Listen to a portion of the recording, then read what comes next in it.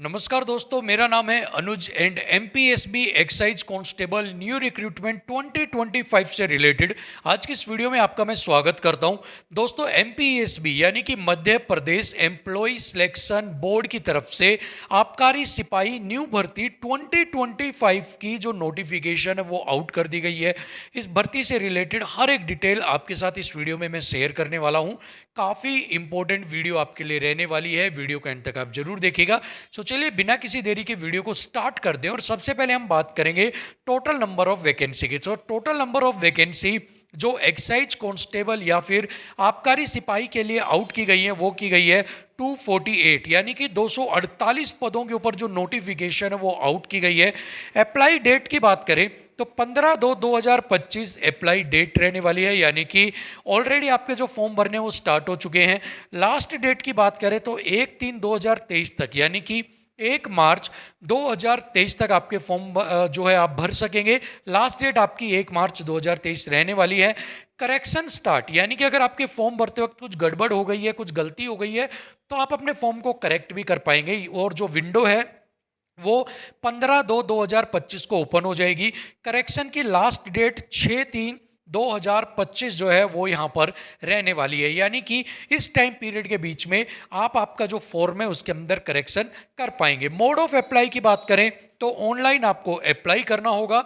Who can apply की बात करें, यानी कि इस पोस्ट के लिए कौन कौन अप्लाई कर सकता है, तो all India male and female जो कैंडिडेट्स हैं वो इस पोस्ट के लिए जो है अप्लाई कर पाएंगे। इसके बाद अगर एग्जामिनेशन फीस की बात करें तो अनरिजर्व कैटेगरी को 500 रुपये फीस यहाँ पर देनी होगी। 60-20 क्या है ये मैं आपको आगे बताऊंगा। ओबीसी की अगर बात करें तो 250, ईडब्ल्यूएस को 250, एससी 250 और एसटी कैंडिडेट्स को यहाँ पर 250 जो रुपीज़ है वो फीस यहाँ पर पे करनी होगी। अभी अगर आप न्यू यूजर हैं और जब ऑफिशियल वेबसाइट के ऊपर जाकर अगर आप रजिस्ट्रेशन करते हैं, ठीक है, अगर आप रजिस्ट्रेशन करते हैं तो आपको 60 रुपये जो फीस है वो यहाँ पर देनी पड़ेगी। यानी कि अगर आप कोई नए यूजर हैं जो फर्स्ट टाइम रजिस्ट्रेशन कर रहे हैं तो उनको यहाँ पर फीस देनी है 560 रुपये, ठीक है। इसके अलावा अगर आप ऑलरेडी रजिस्टर्ड यूजर हैं, यानी कि आपने ऑलरेडी जो है वो रजिस्टर कर रखा है, तो आपको 20 रुपये चार्जेज यहाँ पर देने होंगे, यानी कि फिर आपकी फीस लगेगी 520 रुपये, ठीक है। सो सभी कैटेगरी के साथ ये एप्लीकेबल है। अगर आप नए यूजर हैं तो 60 रुपये देने पड़ेंगे, अगर आप ऑलरेडी रजिस्टर्ड यूजर हैं तो आपको 20 रुपये की फीस यहाँ पर देनी पड़ेगी। उसके बाद अगर सिलेक्शन प्रोसेस की हम बात करते हैं तो 4 स्टेजेस के अंदर सिलेक्शन करवाया जाएगा।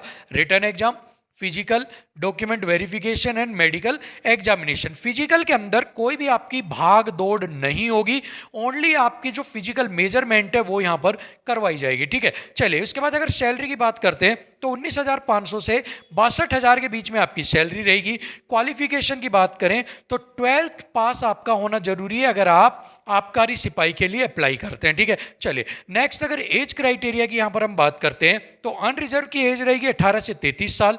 इसके अलावा ओबीसी की उम्र रहेगी 18 से 38 साल, ईडब्ल्यूएस की उम्र रहेगी 18 से 33 साल, एससी की उम्र रहेगी 18 से 38 साल और एसटी कैंडिडेट्स की जो उम्र रहेगी वो रहेगी 18 से 38 साल। यानी कि एज रिलैक्सेशन के बाद यहां पर 38 साल उम्र हो जाएगी। विदाउट एज रिलैक्सेशन 18 से 23 साल तक आपका जो फॉर्म है वो आप फिल कर पाएंगे। रिक्वायर्ड डॉक्यूमेंट, फॉर्म भरने के लिए आपको कुछ डॉक्यूमेंट्स की जरूरत पड़ेगी, जैसे कि passport size photo, signature, Aadhaar card, domicile, educational certificate, caste certificate, age proof के लिए मैट्रिक सर्टिफिकेट। नेक्स्ट अगर हम बात करते हैं सिलेक्शन प्रोसेस की तो जर्नल अवेयरनेस, आपसे एग्जाम जो है उसके अंदर जर्नल अवेयरनेस के 40 क्वेश्चन 40 मार्क्स के पूछे जाएंगे। न्यूमेरिकल एबिलिटी के 30 क्वेश्चन 30 मार्क्स के, मेंटल एबिलिटी के 30 क्वेश्चन 30 मार्क्स के आपसे पूछे जाएंगे। टोटल 100 क्वेश्चन 100 मार्क्स के और 120 मिनट्स जो है वो आपको यहाँ पर दी जाएगी। इसके अलावा आपका हाइट मेजरमेंट और चेस्ट मेजरमेंट भी किया जाएगा। भाग दौड़ नहीं होगी लेकिन हाइट चेस्ट मेजरमेंट होगी, जिसके अंदर मेल की हाइट 167.5 सेंटीमीटर और चेस्ट जो है मेल्स की वो नॉर्मली 81 सेंटीमीटर प्लस 5 सेंटीमीटर का एक्सपेंशन होगा, यानी कि आपकी सांस भरने के बाद फुलाने के बाद 86 सेंटीमीटर और बिना सांस लिए नॉर्मल 81 सेंटीमीटर आपकी चेस्ट होनी चाहिए। फीमेल की हाइट 152.4 सेंटीमीटर यहाँ पर होनी चाहिए और फीमेल का कोई भी मेजरमेंट जो है चेस्ट का वो नहीं किया जाएगा। इसके बाद अगर हम बात करते हैं कुछ इंपॉर्टेंट इंस्ट्रक्शंस की, for candidates who are not permanent resident of MP, वो कैंडिडेट जो एमपी के रहने वाले नहीं हैं, वो सभी जो है अपने एप्लीकेशन फॉर्म को अनरिजर्व्ड या फिर ओपन कैटेगरी के अंदर फिल कर सकते हैं। यानी कि जो ओबीसी है, एससी हैं, एसटी हैं या ईडब्ल्यूएस कैंडिडेट्स हैं, वो अगर मध्य प्रदेश के रहने वाले हैं तो ही उनको एज के अंदर, कट ऑफ के अंदर उनको बेनिफिट मिलेगा। अदरवाइज अदर स्टेट के, चाहे ओबीसी हो, ईडब्ल्यूएस हो, एससी हो या एसटी हो, अगर आप आओगे तो आपको अनरिजर्व यानी कि जनरल कैटेगरी के अंदर आपको कंसिडर किया जाएगा। सो जो मध्य प्रदेश के हैं उनको बेनिफिट मिलेगा, आउटसाइड जो मध्य प्रदेश के हैं उनको अनरिजर्व कैटेगरी के अंदर ट्रीट किया जाएगा, कोई भी बेनिफिट नहीं मिलेगा।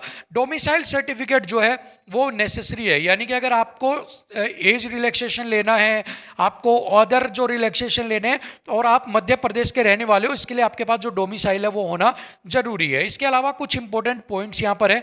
यहाँ पर कह रहा है कि परीक्षा केंद्र पर आवेदक को काला बॉल पॉइंट पेन तथा परीक्षा हॉल में प्रवेश हेतु मंडल की वेबसाइट से डाउनलोड किए गए प्रवेश पत्र का साथ लाना जरूरी है। एडमिट कार्ड लाना जरूरी है और पेन भी आपको ब्लैक अपने साथ लेकर जाना है। किसी भी परीक्षार्थी को परीक्षा आरंभ होने के पश्चात परीक्षा समाप्ति तक परीक्षा कक्ष छोड़ने की अनुमति नहीं होगी।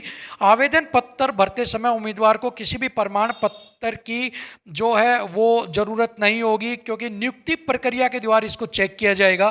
ठीक है, और यहाँ पर कहा गया है कि उपरोक्त सभी पदों के लिए अभ्यर्थी का मध्य प्रदेश, ये याद रखिएगा मेन पॉइंट है, सभी अभ्यर्थियों को मध्य प्रदेश राज्य के रोजगार कार्यालय में जीवित पंजीयन होना अनिवार्य है। कि अगर आप इस फॉर्म को फिल करना चाहते हैं तो मध्य प्रदेश राज्य के रोजगार कार्यालय के अंदर जीवित पंजीयन आपको करवाना अनिवार्य है, उसके बिना जो है आप अप्लाई नहीं कर पाएंगे। ठीक है, सो ये कंप्लीट आपके पास नोटिफिकेशन से रिलेटेड डिटेल थी। अप्लाई लिंक की बात करता हूं तो ये आपके लिए अप्लाई लिंक रहने वाला है, इसको आप कॉपी कर जो फॉर्म है उसको फिल कर सकते हो। अदरवाइज डिस्क्रिप्शन जो बॉक्स है उसके अंदर भी आपको ये लिंक मिल जाएगा, वहां से जाकर आप इसके लिए अप्लाई कर पाएंगे। इस भर्ती से रिलेटेड अगर कोई डाउट है, कोई क्वेरी है, कमेंट बॉक्स में पूछना मत भूलिएगा। फिलहाल के लिए इतना ही। Thank you so much. नमस्कार।